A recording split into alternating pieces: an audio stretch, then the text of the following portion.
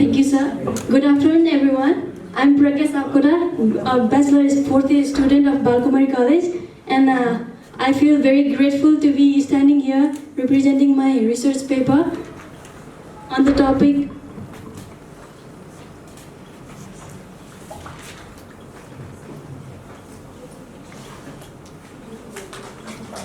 topic of the research was antimicrobial screening of medicinal plants against pathogenic microorganisms. I did this research on the Department of Plant Resources in Thabatali, Kathmandu with my friend Sapana Bhatrai. Let's go through the introduction of my research. Medicinal plants, which is mainly used in Ayurveda, it can be used as a traditional treatment for various numerous human diseases.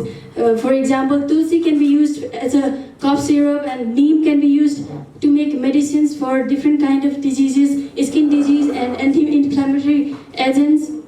So what gives the medicinal plants is properties. The active chemical constituent present in different parts of the plants give its properties.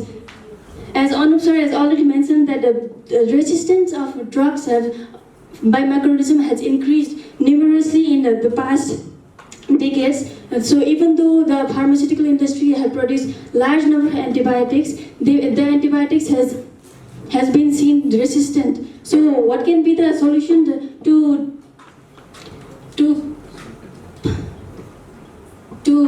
solve the problem of resistance of these drugs? We can use different kinds of medicinal plants for this problem. Even the WHO, World Health Organization, has suggested that medicinal plants would be the best source to obtain a variety of drugs. And unlike the synthetic drugs, medicinal plant drugs produced has no any side effects, but also has an enormous potential to heal many kinds of infectious disease.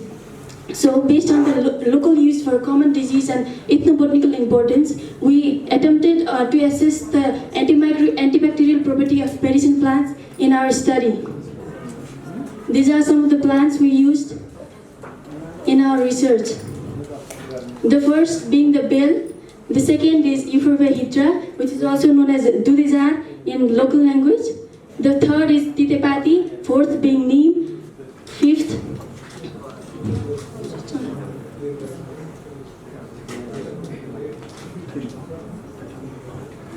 being jamun, and the sixth is the parijat, seventh is asuro, and final is the people.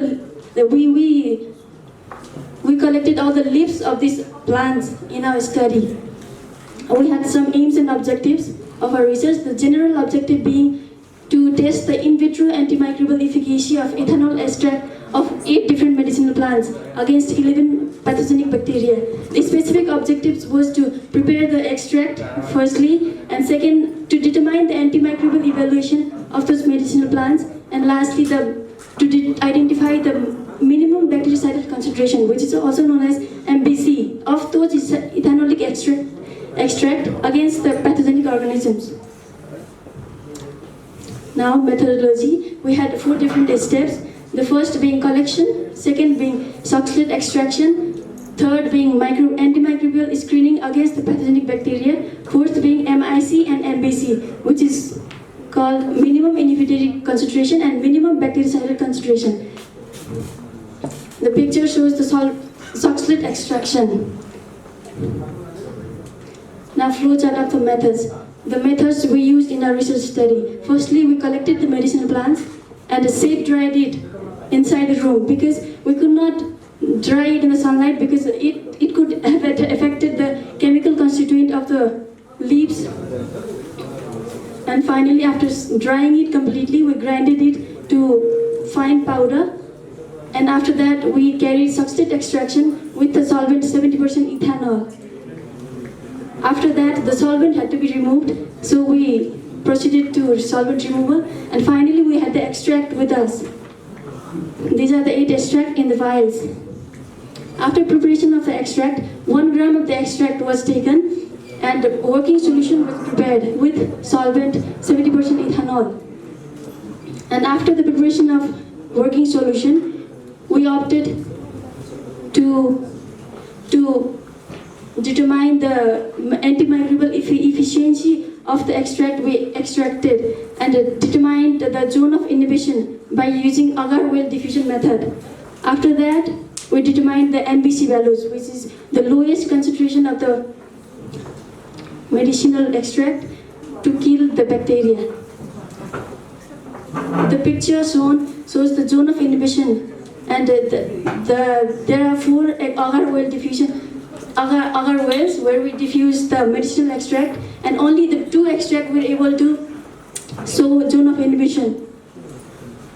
This is the minimum inhibitory concentration test. These are 11 test tubes, and we had put different the extract in different concentration. This one is the minimum bactericidal concentration. The same MIC were strict in this plate in 11 parts. Now results. The table 1 shows the percentage yield of medicinal plants. These are the 8 medicinal plants we used, and percentage yield was as follows. The highest percentage being of Euphorbia hydra, 27.14%. Now table 2 shows the antimicrobial property of ethanolic extract of different medicinal plants against different bacteria. Here we can see only 3 plants were able to give inhibition against only 3 microorganisms. The first being Bacillus subtilis, second being Staphylococcus aureus, third being MRSA, which is also known as methicillin resistant Staph aureus. The important result we observed was the plant was able to show resistant in inhibition in methicillin resistant Staphylococcus aureus. This means that resistant bacteria was also killed by our medicinal plant extract. The table 3 shows that mean diameter of zone of inhibition and minimum bactericidal concentration given by Euphorbia hydra against different bacteria. Only 2 bacteria were able to be killed by Euphorbia hydra, which is also known as Dudezar in local language. The zone of inhibition was 14.89 on Bacillus subtilis and 14.84 on S. aureus. The MBC was 12.5 mg per ml. This means that 12.5 mg per ml was the lowest concentration which could kill the Bacillus subtilis. Here in the picture, it can be seen that the third portion has no any growth. There is no any growth on the third portion, but from the fourth portion we can see there is the growth of microorganisms. So 12.5 mg per ml is the lowest concentration that could kill the bacteria. Similarly, table 3 shows the mean diameter of zone of inhibition and MBC by Artemisia vulgaris, which is also known as Titepati in Nepali language, against different bacteria. Titepati was able to kill 3 different bacteria, B. subtilis, S. aureus, and MRSA. The zone of inhibition can be... Kindly take into consideration for time. You can see the zone of inhibition and MBC were as follows. The table 4 shows the potential of Azadirachta indica, the locally called neem. It was able to kill only 2 organisms. The zone of inhibition and MBC was as follows. Now I come to the conclusion of my research. Some of the plant extract of Euphorbia hydra, Artemisia vulgaris, and Azadirachta indica had great potential for therapeutic uses against some diseases caused by 3 microorganisms.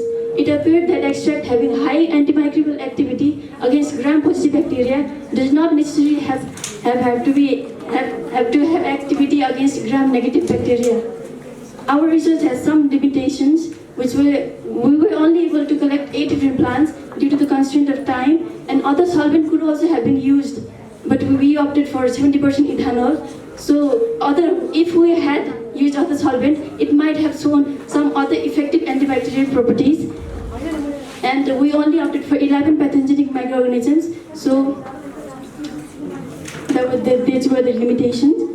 Now, recommendations for my study is that antimicrobial activity of other plants should also be evaluated, and phytochemical screening can also be performed, so as to know that what chemical constituents were present in those plants which were able to kill the microorganisms. And the antimicrobial properties also depends upon the time, place of collection and maturity of the plant. Only in vitro test was done in our study in vivo test could also be done to evaluate the antimicrobial activity of medicine plants. In vivo being, we can also do it in mouses to evaluate the antimicrobial activity of those plants. Now I come to the acknowledgement. I'd like to thank my supervisor, Anupmuni Bhattacharya, and I like to also remember my external supervisors. Say all this is okay. Okay, sir, I like to thank this, all these professionals. Thank you. Thank you. Okay, it's a wonderful presentation. It's very good, trends, like everybody is moving towards the allopathic, and so you are trying to push up the Ayurvedic medicine, homeopathic and all towards different things. And you know that in allopathic, many drugs are there resistant. Like earlier, a lot of like presentation from Anup sir, presentation from Anil sir, it's came. So it's very good, a new trend. But I like to say that you have taken only liquid extract. So if you have taken some powder also, that have also like neem powder is very effective. So okay, and then you've taken the extract. But directly, if you would have chosen some powder also, that would have been very good. And then the control measures, you would have taken some control.